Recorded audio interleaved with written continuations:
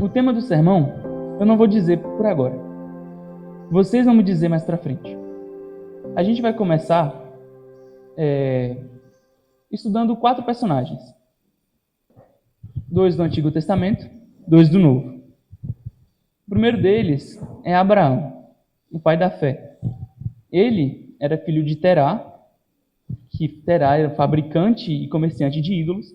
O interessante é que essa afirmação, muita gente afirma com veemência que está na Bíblia, mas na Bíblia não fala em nenhum lugar que Terá era um fabricante e um comerciante de ídolos. Isso a gente encontra lá no Midrash, que é da tradição judaica. É como se fosse tipo um auxiliar para entender a Torá. É tipo um livrinho que explica o que está na Torá e contextualiza para os tempos de hoje. E lá no Midrash a gente encontra dizendo que Terá era comerciante e fabricante de ídolos. E em Josué, capítulo 24, versículo 2, a gente encontra lá dizendo que a família de Abraão era uma família idólatra que servia a outros deuses.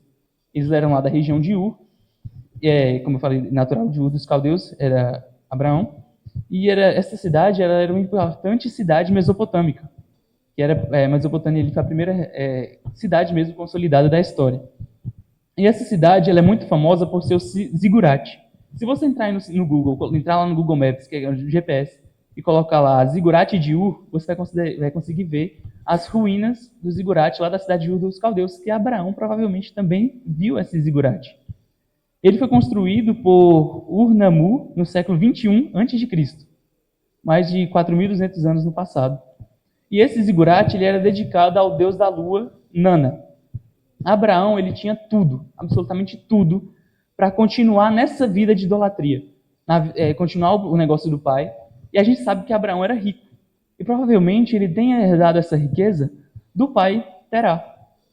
E a gente percebe que o negócio de Terá era um negócio já consolidado, já para ter tanta riqueza ali, né, para passar para os seus filhos. Então, se Abraão continuasse o negócio dos pais, fabricando e comercializando esses ídolos, com certeza ele teria uma vida livre, uma vida luxuosa, uma vida uma boa vida, vamos dizer assim, ali na cidade de Ur.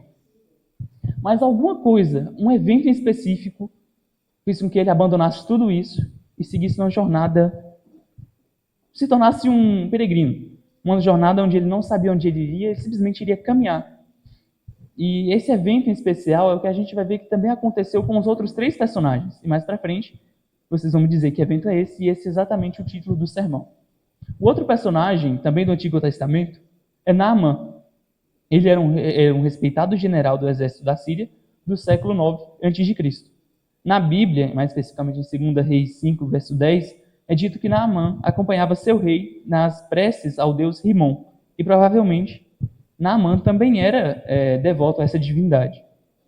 Naamã era rico, era honrado, era respeitado entre o seu povo e trouxe muitas vitórias para o seu rei. Sua vida era invejável por muitas pessoas. Se você fosse alguém da Síria, naquele período, com certeza você ia olhar para Naamã e falar: aquele ali é o homem que eu almejo ser um dia. É a pessoa que eu tenho como exemplo de vida. Sabe aqueles coaches que tem na internet? Provavelmente Naamã seria um desses que você ia olhar e falar: rapaz, eu vou seguir o caminho dele. Mas tudo muda. Toda essa vida de prazeres, toda essa vida de luxúria, invejável aos olhos de muitas pessoas, muda quando ele tem uma notícia. Ele tinha a doença da lepra. Uma doença que iria retirar ele do meio social, ia tirar ele da família e colocar ele à margem da sociedade.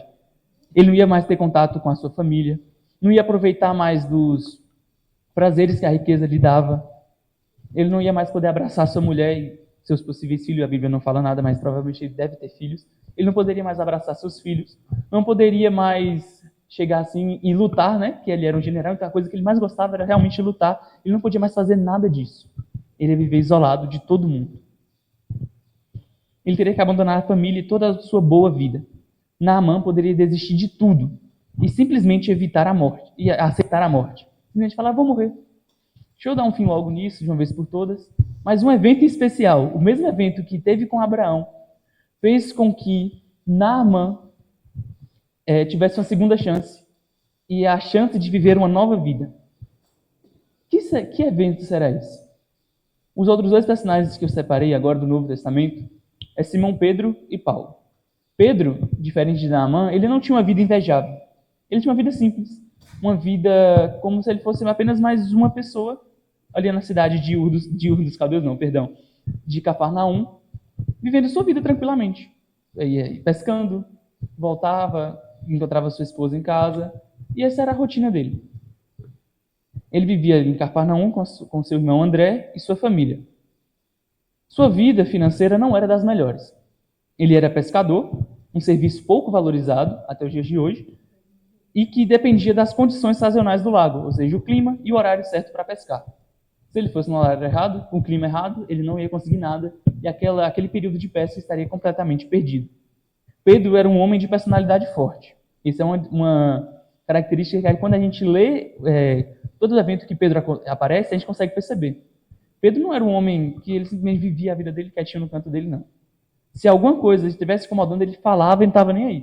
Ele era uma personalidade forte, ele falava o que tinha que falar na hora que ele queria falar e pronto. Ele era impulsivo, direto, confiante, mas ao mesmo tempo em que ele era confiante, ele era inseguro. Isso é que a gente consegue ver na negação de Jesus. Pedro, ele falou, olha, mestre, mesmo que todos esses aí te neguem, eu nunca te negarei. Eu serei fiel até o fim.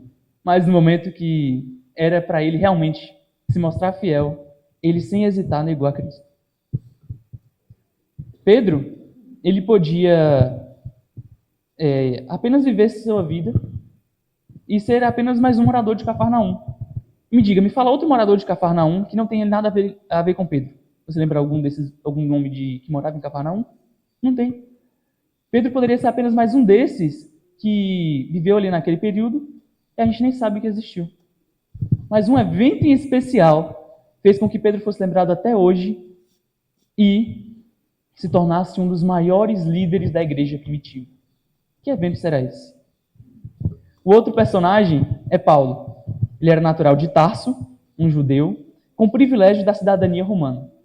Ou seja, ele tinha a proteção do maior poder de sua época, o Império Romano. Ele tinha todos os direitos que um cidadão romano tinha. Ir e vir para onde queria. Se alguma coisa estivesse incomodando ele, ele poderia convocar um soldado romano e simplesmente ia ser resolvido. Ele recebeu uma rigorosa educação judaica, estudou com o respeitado rabino Gamaliel e era um fariseu observador da lei. Ou seja, além de ter a proteção do Império Romano, Paulo também era bem visto pelos seus. Ele tinha uma vida de privilégios. Além de ter privilégio do seu próprio povo, ele ainda tinha o favor do maior império da época, do maior poder. Em resumo, Paulo podia fazer o que gostava, viver a sua vida. E uma coisa que você percebe é que Paulo ele sempre fala em vários textos da questão do corredor. Paulo ele fala que o cristão ele tem que ser um corredor, e várias vezes você consegue notar isso. Então, por esses textos, eu imagino que Paulo deve ser um cara que gostava muito de esportes. Que ele olhava assim, ele acompanhava as Olimpíadas, ele queria saber quem era o cara que estava vencendo esse ano, que ia vencer no ano que vem, como é que estava o desenrolar dos outros esportes. E ele poderia fazer isso do jeito que quando ele queria. Ele poderia ir no estádio, acompanhar as Olimpíadas de perto. Ele podia fazer o que ele bem queria, sem ninguém pegar no pé dele. E outra, a gente sabe que ele era um perseguidor dos primeiros cristãos. E ele acreditava que fazia aquilo pela vontade de Deus, para ser na terra um dedo de Deus. E ele tinha a aprovação do Sinédrio para fazer tais coisas. Ou seja, realmente ele podia fazer o que ele quisesse e ninguém ia reclamar. Ele poderia ter uma vida de privilégios, ele poderia ter sua vida inteira nessa boa vida. Mas um evento em especial modificou tudo. Ele deixou toda essa vida de boa maré e viveu uma vida na prisão, uma vida viajando para lá e para cá, enfrentando tempestades. A gente tem um texto na Bíblia que fala que ele enfrenta problemas, mais problemas, mais problemas. E é um textão assim gigante, ele só citando problema. Ele recebeu chicotada, ele foi preso, foi picado por cobras, viveu tempestades. Ou seja, a vida que ele poderia ter de privilégios, de uma vida invejável, como a de Naamã, ele trocou tudo aquilo por uma vida que ninguém fala, eu quero essa vida para mim, não. O que será que fez com que Paulo... O que motivou Paulo a mudar de vida desse jeito? E não mudar de vida no sentido bom, mas no sentido material ruim. Ele poderia ter a vida que quisesse e simplesmente mudou tudo. Esses 4 exemplos que eu separei são alguns dos que eu considero mais importantes que tiveram esse evento em especial. Mas existem muitos outros, como João, que também tinha um temperamento muito forte, e só porque não conseguiu o que queria, falou para Jesus: ó Jesus, vamos orar para destruir todo mundo. Desce fogo do céu e destrói essa cidade inteira. Ele era o filho do trovão. E depois, quando você lê as cartas de João lá perto de Apocalipse, lê o próprio Apocalipse, lê o livro de João, você percebe como João deveria ser um cara legal de conversar. Um cara assim que você olhava para ele e ele se tornou realmente o discípulo do amor. O cara que era tempestuoso, queria destruir todo mundo, se tornou o discípulo do amor, por causa de um evento em especial. Outra pessoa é Maria Madalena, uma prisioneira, literalmente uma prisioneira de demônios. Vivia ali sob o poderio dos demônios e ninguém podia fazer nada. Mas depois de um evento especial, ela se tornou uma nova pessoa e teve um dos maiores privilégios de todos os seres humanos. Ela foi a primeira a ver o Salvador ressuscitado. E até hoje nós conhecemos a história dela. Outra pessoa, a mulher samaritana. Ela era rejeitada pelos seus. Ninguém queria andar perto dela, ninguém queria conversar com ela, nem mesmo olhar para ela. Mas depois de um único evento, um evento em especial, ela se tornou uma testemunha de Cristo e fez com que uma cidade inteira fosse salva. Outra pessoa é Zaqueu. Zaqueu, assim como Mateus, era um publicano, um cobrador de impostos. Olha outra pessoa especial aí também, Mateus. Mateus e Zaqueu são 2 pessoas assim bem comuns, bem próximas a essa questão.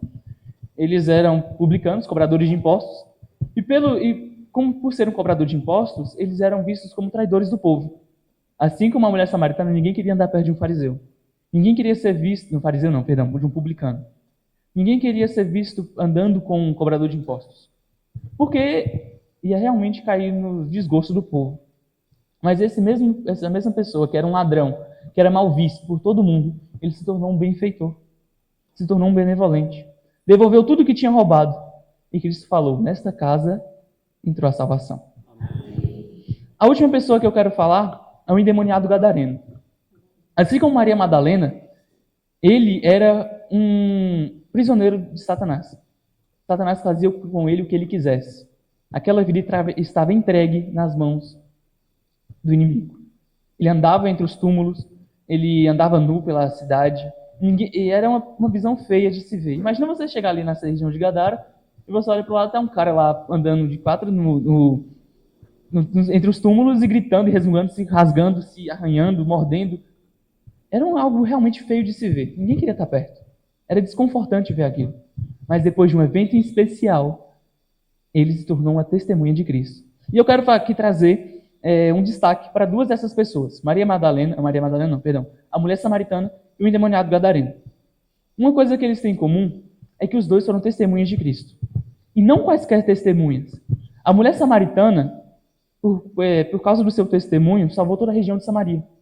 E fez com que Jesus, um judeu, entrasse na região de Samaria. A gente olha toda aquela região, aquela relação judeu-samaritano, pelo olhar, pelos óculos do judeu. Mas a gente pode olhar também pelos óculos do samaritano, pelo olhar do samaritano. E provavelmente, o samaritano tinha para o judeu o mesmo que o judeu tinha para o samaritano. Eles não queriam chegar perto. Agora imagina uma cidade inteira aceitar 13 judeus, os 12 discípulos e Jesus, a entrarem na cidade, serem bem recepcionados, aceitarem aquele judeu, que não era bem visto por nenhum dos samaritanos, como Messias, aceitarem aquele homem como Messias. E todos eles falarem: nós acreditamos que ele é o Cristo, não porque você falou, mas porque nós mesmos vimos e testificamos que ele é o Messias. Olha o poder do testemunho daquela mulher. Tudo por causa de um evento especial. Agora, o demoniado gadareno é outro exemplo que, assim, que eu olho para ele e falo: rapaz, eu quero testemunhar como esse homem. Ele pediu para Jesus para que ele fosse um dos discípulos também. Ele falou: mestre, deixa eu ir contigo. Mas Jesus falou: não, fique e diga aos outros o que eu fiz por você. E aquela região de Gadara não era uma região judaica. É tanto que a gente vê que os demônios que saíram dele foram para porcos. E nenhum judeu criaria porcos. Então aquela região não acreditava no mesmo Deus que os judeus. No mesmo Deus que os judeus, perdão. Aquela região era região realmente idólatra, que acreditava, tinha outra crendice, tinha outros costumes. E quando a gente vê mais para frente, essa região Perdão, vou explicar melhor. Essa região de Gadara era conhecida também como Decápolis, uma região de 10 cidades. E uma dessas cidades era Damasco. A mesma cidade que alguns anos depois, Paulo teria a aprovação do Sinédrio para ir caçar os cristãos naquela região. Jesus andou por aquela região? Não. Pelo contrário, ele foi expulso de lá pelos próprios cadarenos. Quem ficou lá? O endemoniado. O ex-endemoniado, perdão. O ex-endemoniado, que ele estava ali para testificar de Jesus.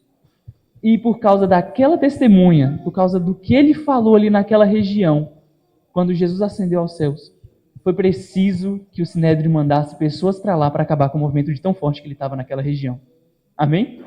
Olha o poder do testemunho. E por que eu estou focando tanto no testemunho? Porque mais para frente a gente vai ter esse testemunho hoje. Amém? Agora, que evento é esse que fez com que todas essas pessoas mudassem de vida tão drasticamente? Qual evento? Jesus. Eles conheceram Jesus. Eles conheceram Jesus e isso foi o suficiente para motivar Paulo a abandonar sua vida de privilégios. Foi o suficiente para que Abraão deixasse sua certeza da riqueza para perambular por aí. Foi o suficiente para que Pedro deixasse sua vida pacata para viver uma vida de perseguições. Foi o suficiente para fazer com que João se tornasse uma pessoa completamente diferente. Foi o suficiente para fazer com que Maria Madalena deixasse sua vida e todos aqueles que eu falei mudassem de vida tão drasticamente. E a pergunta que eu quero fazer agora é: você conhece Jesus? Você conhece Jesus? Não como aquele cobrador do ônibus ou como motorista que você pega todo dia no mesmo horário e nem sequer olha na cara. Não como essa pessoa que você conhece, não conhece, mas sabe quem é. Não como aquela pessoa que você vai na academia no mesmo horário e está lá treinando com você no mesmo horário, mas você nunca disse um oi. Não quero saber se você conhece Jesus como essa pessoa. Ou melhor, como aquele parente que vai na festa de Natal, agora ele está chegando no Ano Novo, aquele parente que está chegando na sua casa e você nem sabe que existia. Ou melhor, até sabe que existe, mas não fala com direito com ele. Você conhece Jesus dessa maneira? Ou melhor, você realmente conhece Jesus? Amém. Amém. Essa é uma pergunta que a gente deve se fazer todo dia. Será que eu realmente conheço Jesus? Será que eu conheço com ele? Será que eu converso com ele todo dia? E para conhecer uma pessoa, não basta só olhar para ele e falar: olha, oi, eu tô aqui, viu? Pode ir lá. Não basta fazer isso. Minha avó, ela fala o seguinte: para você conhecer alguém, você tem que comer sal junto. Por que comer sal junto?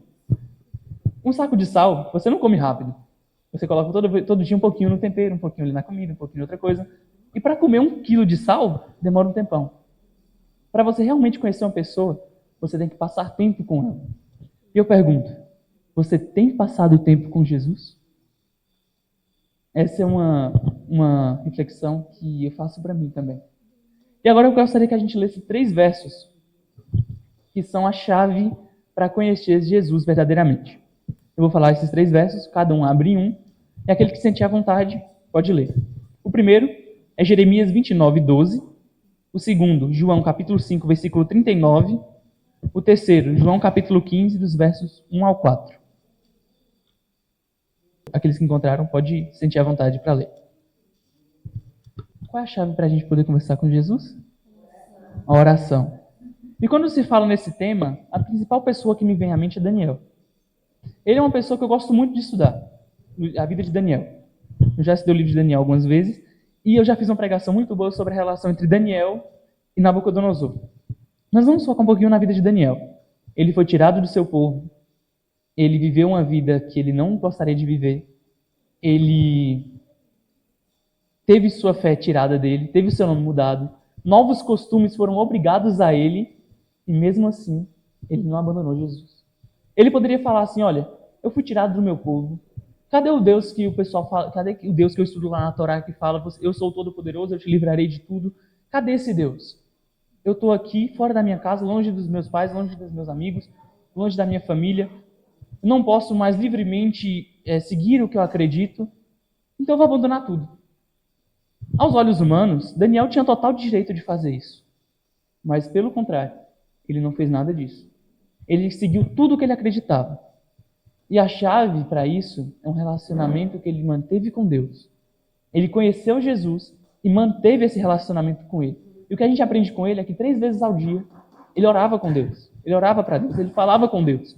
Então, uma das chaves para saber se eu conheço ou não a Cristo é oração. É falar com Ele todo dia. É me relacionar com Ele. É conversar com Ele. E aqui a gente volta para a pergunta. Você tem falado com Cristo todos os dias? Amém. Você tem levantado de manhã e a primeira pessoa que você tem falado é com Jesus? Você tem ido para o trabalho ao invés de pensar nos muitos problemas que está acontecendo no trabalho ou na família? Você tem conversado com Jesus? Quando você vai dormir, a última pessoa que você fala é com Jesus? E agora fica essa reflexão para a gente. Temos que conversar com Jesus todos os dias. Amém? O segundo verso é João capítulo 5, versículo 39. As Escrituras, esse livro aqui, é a palavra de Deus conosco. E em um relacionamento não existe monólogo. Não existe só eu falar. Não existe só eu pedir. Existe também o outro pedir. Existe também o outro falar. E numa amizade é a mesma coisa. Jesus, como o Levi falou, ele é o nosso amigo. E nós não podemos apenas pedir e falar dos nossos problemas. Nós também temos que ouvir Jesus. E a principal maneira com que ele fala conosco é através da Bíblia. Porque são elas que testificam dele. Amém? E agora outra pergunta. Você tem lido a Bíblia todos os dias? Você tem levantado de manhã e aberto esse livro e pelo menos lido um ou dois versos?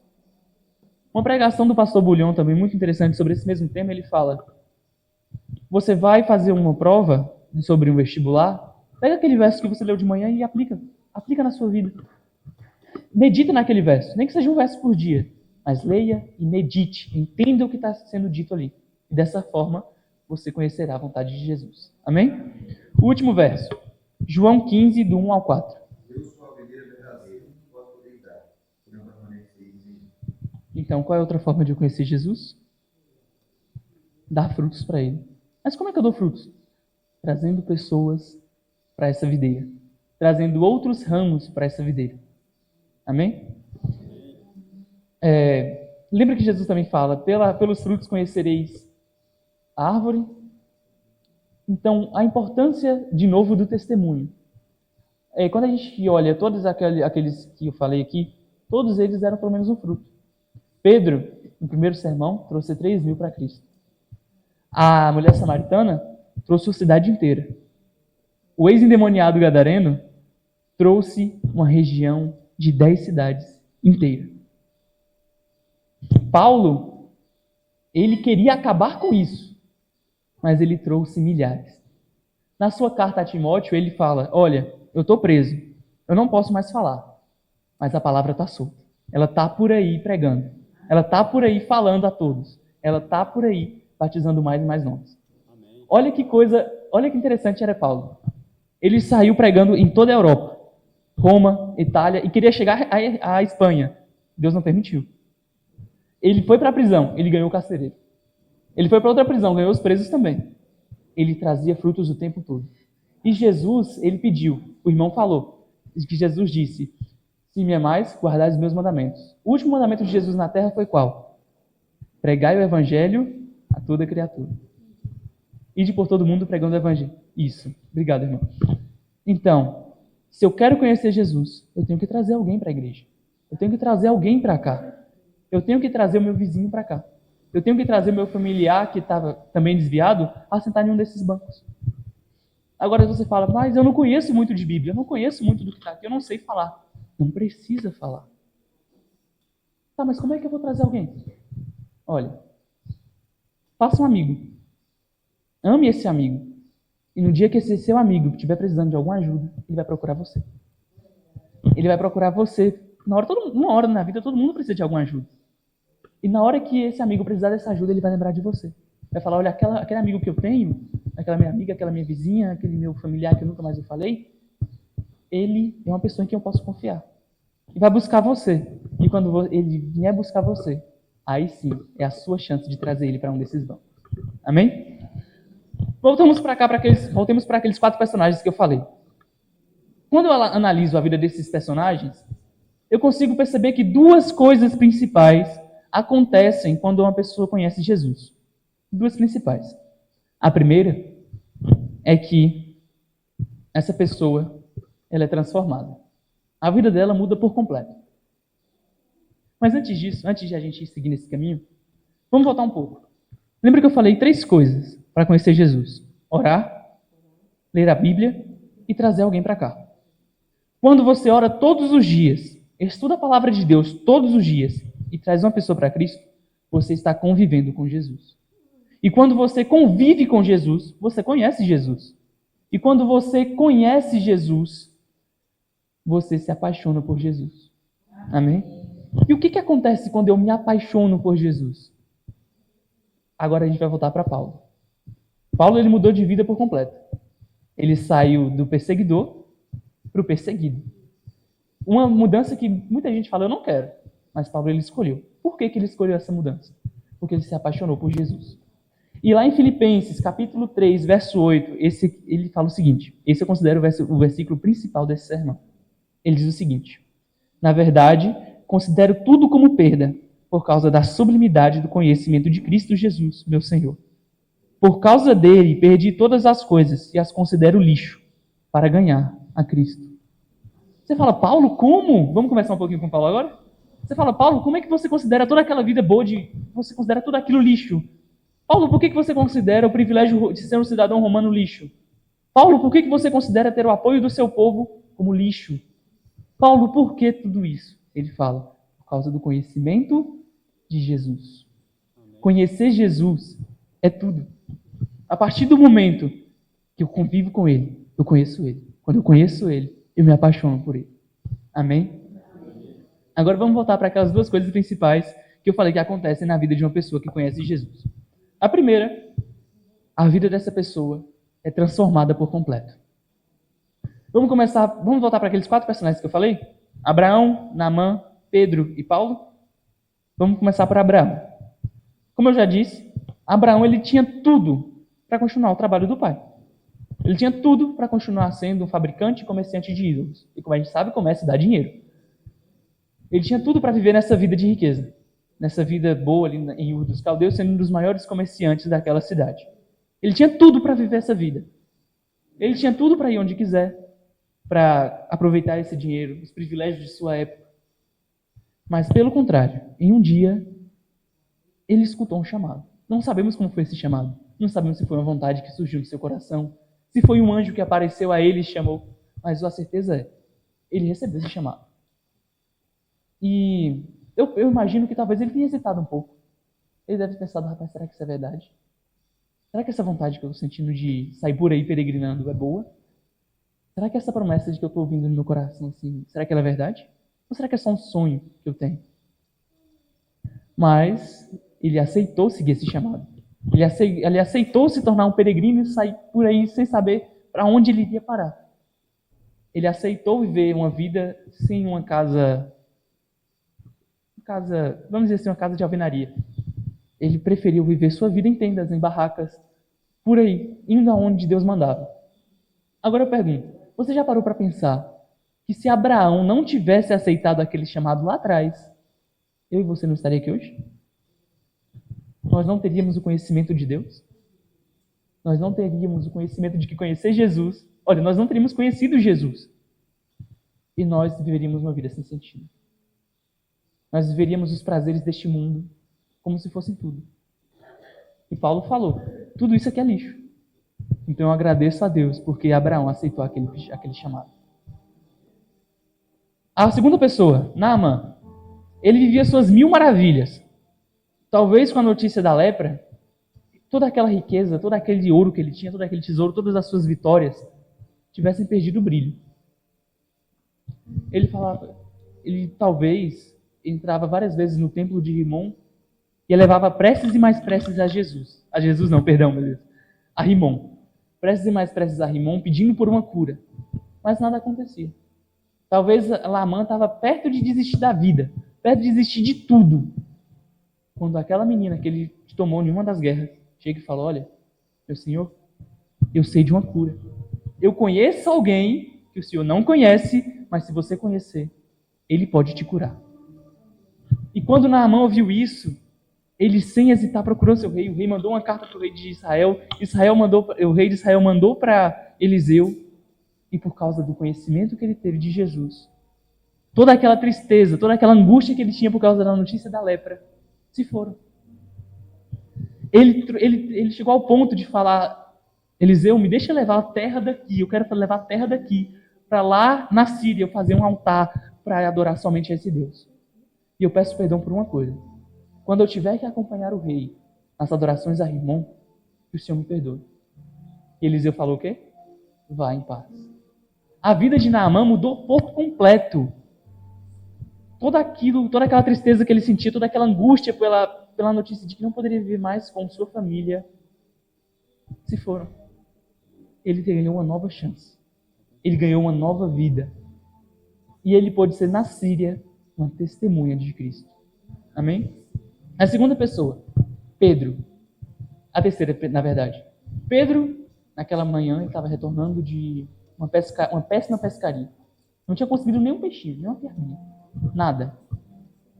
Talvez ele estava triste, voltando ali, já remando de volta para a praia, pensando nos impostos que ele teria que pagar para Roma, pensando na esposa que o aguardava em casa, na esperança de que ele trouxesse um alimento, na esperança de que ele trouxesse um dinheiro para poder passar o mês, ou os próximos dias. E ele pensava em tudo aquilo, a cabeça dele indo a mil. Do nada, um estranho na praia. Ele não conhecia. Ele não conhecia aquele homem. E o homem chega e fala: olha, Pedro, joga a rede do outro lado. Pedro era um pescador experiente. Ele já tinha ali vários anos sendo pescador. Ele sabia que durante as várias horas que ele permaneceu no mar, ele não tinha feito nada de errado. Ele sabia que ele jogou a rede do jeito certo. Ele sabia que jogou a rede no lugar certo. Ele sabia que o clima estava perfeito para que ele tivesse uma ótima pescaria. Ele sabia de tudo isso, mas por algum motivo ele não conseguiu nada. Talvez Pedro já tivesse até guardado a rede dentro do barco, amarrado tudo certinho, colocado ali no cantinho. Para que desarrumar tudo para agradar um estranho? Está lá na praia, falando: ó, joga do outro lado. E outra coisa, por que o simples fato de eu jogar a rede do outro lado vai fazer com que eu consiga alguma coisa? Eu que sou o pescador aqui, não ele. Eu nem sei quem é aquele cara lá na praia. Muitas dúvidas podem ter surgido na cabeça de Pedro. Mas lá no fundo, talvez, Pedro tenha sentido uma esperança de falar: será que eu devo fazer isso? Será que vale a pena eu desarrumar a minha rede que eu já guardei? Já está toda embaladinha certinha para mim só agradar aquele estranho que está lá na praia? E Pedro, a gente sabe que era um homem impossível. O que impediu Pedro de descer do barco e xingar aquele cara um bocado? Pedro poderia descer e falar: o que você quer? Eu tive uma noite terrível, eu passei a noite acordado, tentando conseguir alguma coisa, e eu não consegui nada. Por que você está mandando? Você acha que é mais experiente que eu? Eu que sou o pescador, eu que sei aqui o que eu estou fazendo. A profissão é minha, o que você está querendo interferir na minha vida? Mas não. Pedro, ao invés de atender a sua natureza impulsiva, ele decidiu obedecer às vontades daquele estranho. Ele jogou a rede, e a gente sabe a história. Foi uma pesca maravilhosa. Ele conseguiu milhares de peixes. E agora aquele imposto que ele estava devendo, talvez alguns dias, poderia ser pago. Imaginemos que Pedro tinha casado recentemente. E que ele tinha acabado de comprar a casa com a esposa, estava pagando as parcelas. A gente pode imaginar que agora ele poderia adiantar algumas parcelas da casa. Talvez os móveis de dentro de casa, ele poderia comprar novos móveis agora com esse dinheiro. Ele poderia levar comida para dentro de casa. Imagina a alegria que Pedro sentiu ao ver todos aqueles peixes. Pedro poderia apenas passar por aquilo e agradecer aquele estranho e falar: obrigado por ter me motivado mais uma vez. Dar uns 3 ou 4 peixes para ele e seguir sua vida. Mas aquele estranho fez mais um chamado para ele: olha, vem comigo e eu te farei um pescador de homens. Pedro atendeu aquele chamado. Ele poderia continuar na sua vida pacata, dependendo do mar. Mas não. A vida dele foi transformada por completo. E ele se tornou um dos maiores líderes da igreja primitiva. Amém? Último personagem. Paulo. Paulo, ele, na minha opinião, foi a maior de todas as transformações. Os outros estavam vivendo sua vida. E simplesmente mudaram. Já Paulo não. Ele estava perseguindo. Ele estava indo contra aquilo. E ele começa num simples momento, a vida a vida toda dele muda. O sentido muda. Paulo, imagina comigo, vamos entrar na mente de Paulo. Ele está ali no seu cavalo, cavalgando para Tarso. Para Tarso não, para Damasco. Ele está indo ali em direção a Damasco. Talvez conversando com seus colegas, pensando, olha, o que será que tem nessa nova doutrina? Que tanta pessoa está mudando de vida assim, está decidindo abandonar a família, abandonar emprego, abandonar liberdade por causa dessa nova doutrina. Ainda bem que a gente está indo contra isso. Botar juízo na cabeça desse povo. Talvez Paulo ali naquela caminhada, naquela cavalgada até Damasco, ele estava imaginando ele daqui a alguns anos ou daqui a alguns meses sendo aclamado como um herói pelo seu povo e por Roma por ter acabado com aquela nova ideologia que estava infestando Israel. Mas em um momento, uma luz forte. E ele cai do cavalo. Cai cego, sem conseguir ver nada. Talvez naquele momento Paulo pode ter ficado com um pouco de raiva por ter perdido sua visão. Como é que agora ele iria para as batalhas? Como é que ele iria acompanhar as Olimpíadas? Como é que ele ia acompanhar aquelas várias corridas que ele gostava de acompanhar, se ele não tinha mais a sua visão? Então ele escuta uma voz. Paulo, por que me persegue? Ele aceita o chamado de Cristo de ser o apóstolo dos gentios. Por causa desse momento, Paulo pôde se tornar o maior de todos os apóstolos. Se você pegar o Novo Testamento e abrir aleatório, é muito provável que você caia em alguma carta de Paulo. Todos aqueles 12 discípulos não escreveram tanto que Paulo escreveu. Paulo foi o maior instrumento de Deus aqui na Terra. Um dos maiores instrumentos de Deus. E por causa dele, toda a Europa, a Itália, Roma, aqueles vários carcereiros tiveram a oportunidade de conhecer essa nova doutrina que antes ele talvez considerasse loucura. Oi?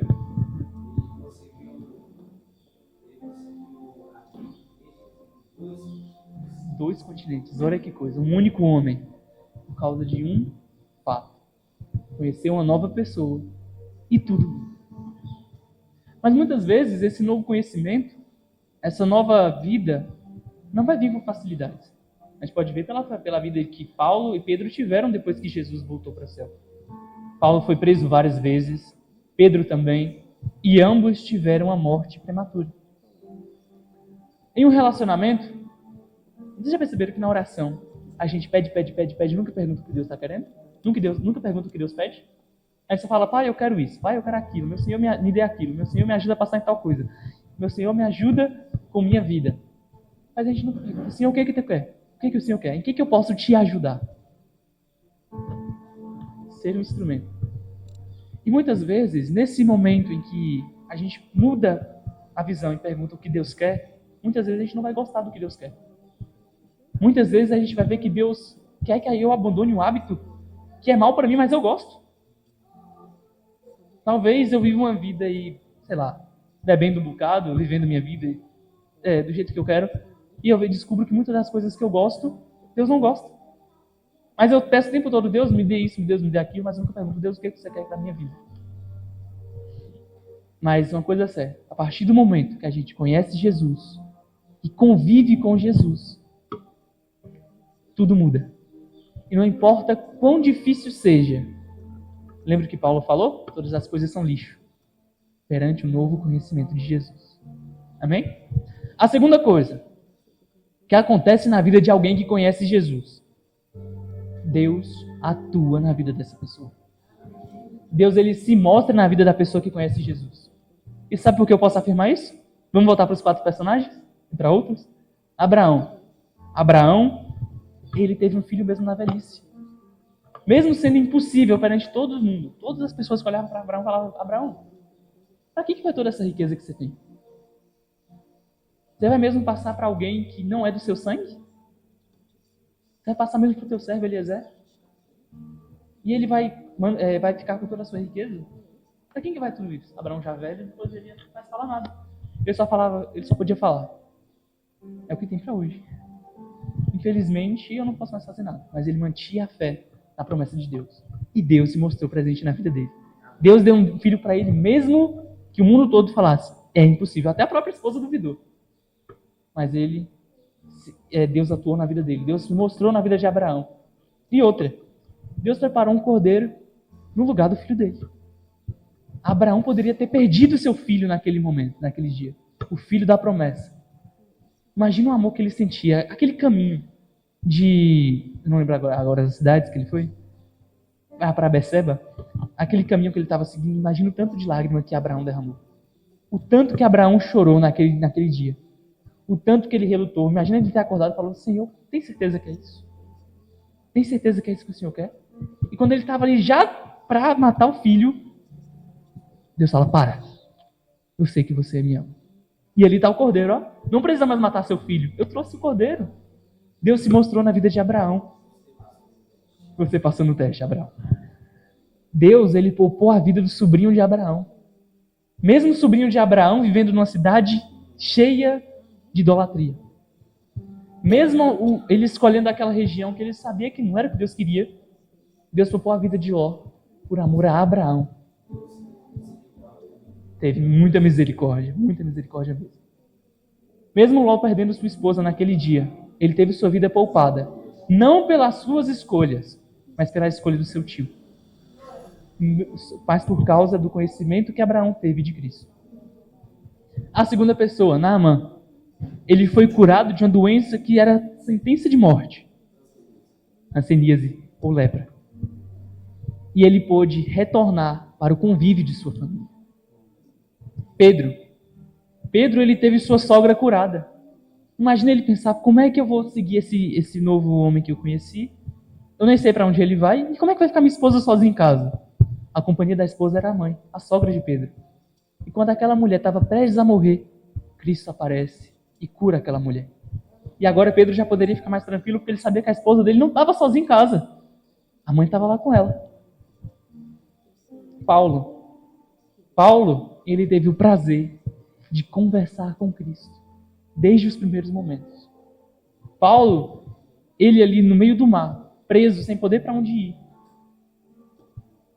ele se encontra no meio de uma tempestade.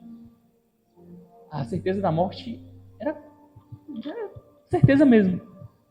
E dias e mais dias ali naquela tempestade, nem sabiam mais onde estavam, os homens desistindo de remar, simplesmente falam: bora deixar a maré levar a gente. E Paulo teve sua vida poupada. Mais pra frente, ele consegue chegar na praia e uma cobra morde ele. As pessoas, tá até na Bíblia que as pessoas dizem que não é possível. O que esse homem tem? Ele foge da tempestade, foge da prisão, porque ele poderia sair correndo ali e estar livre. E agora uma cobra pica ele. Os deuses, certeza que não estão felizes com esse cara. O que esse cara fez? Ele foge de uma sentença de morte e cai em outra. Mas Deus vai lá e livra ele de novo. Por mais que o inimigo quisesse acabar com ele naquele momento, tentou 2 vezes seguidas. Deus livrou as 2 vezes. Amém? E agora, eu tenho certeza, cada um de vocês aqui já teve experiência com Deus. Senão você não estaria aqui hoje. Mas agora eu quero convidar alguém que tem sido meu exemplo de fé. Que eu já falei para ele assim: olha, a sua história poderia aparecer num Provar e Vide. E lembra que eu falei que hoje ia ter testemunho? É agora. Vai, por favor, você pode contar um pouco da sua experiência com Deus? É muito emocionante, né? Tá um filho aqui falando com tanta segurança da palavra de Deus. Mas eu vi uma mensagem com uma experiência em mente, mas quando eu cheguei aqui eu percebi que eu preciso falar de algo diferente. Há 18 anos atrás, nessa igreja a gente fazia parte. José Pedro era o nosso mascote ali, né? De carregar para todo canto. E aqui eu vejo que eu sinto falta aqui de alguns irmãos. Minha esposa não podia ter filhos.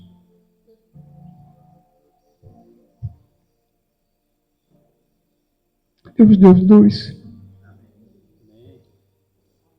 Ela deixou o trabalho para cuidar.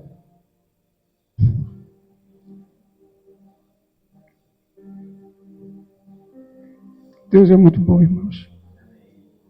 Deus é muito bom. Eu tenho uma outra experiência para contar, mas não vou contar hoje. Em outro momento eu conto. Mas o que eu quero dizer é que vale a pena. Ela deixou o trabalho, deixou tudo para cuidar dele.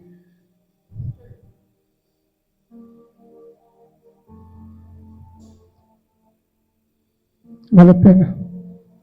E Deus te abençoe, filho. Irmãos, eu creio que não restam dúvidas. Conhecer Jesus vale a pena. Ter um relacionamento com Ele é uma experiência única e maravilhosa. Eu sei que cada um de vocês já teve um encontro com Cristo, já conheceu Ele.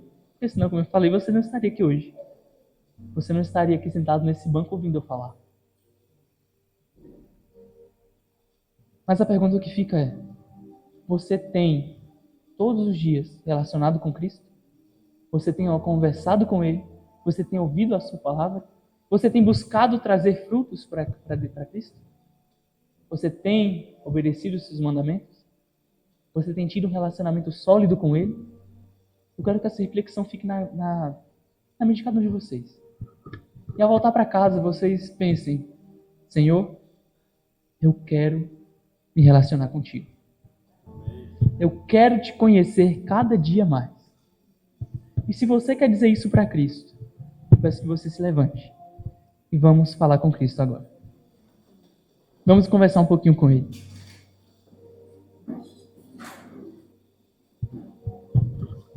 Oremos. Senhor, meu Deus, meu Pai, muito obrigado, Senhor, por ter falado conosco nessa manhã. Senhor, Pai, nos ajude, meu Deus, a cada dia a lembrarmos de Ti, a conversarmos com o Senhor, a nos relacionar contigo, Pai. Por mais que coisas deste mundo nos prendam, que possamos dizer igual Paulo: tudo isso é lixo perante o conhecimento que temos do Senhor. Pai, que o Senhor esteja conosco, Pai, no retorno para os nossos lares.